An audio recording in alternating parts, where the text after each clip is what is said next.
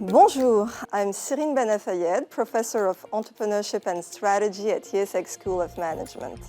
Research-wise, I specialize in collective entrepreneurship, which encompasses entrepreneurial teams and boards, social entrepreneurship, as well as ambitious entrepreneurship. And it is the latter that we're going to focus on today, because we notice that firm growth is overwhelmingly presented as positive. Policymakers strongly support it, educators recommend it, and academics commonly use it as a measure of success. But while it is demonstrated that high-growth firms contribute disproportionately to job creation and economic growth, and that firm growth can be associated with superior outcomes, some scholars strongly caution against the growth at all costs paradigm. And I'm one of them. So let me tell you about questioning the growth dogma over the next 60 seconds.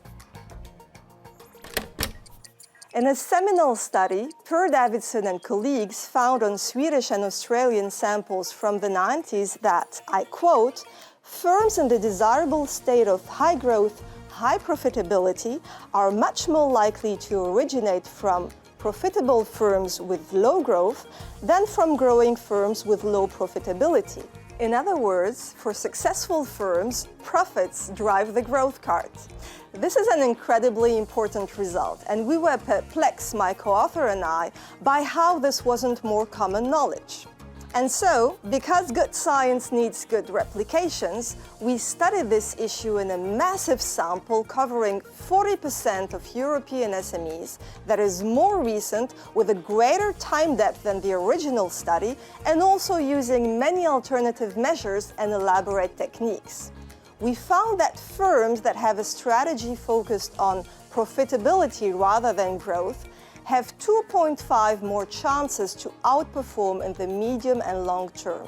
Conversely, we found that firms that have a strategy focused on growth rather than profitability are 2.56 times more likely to end in a poor spot with low profitability and low growth performance.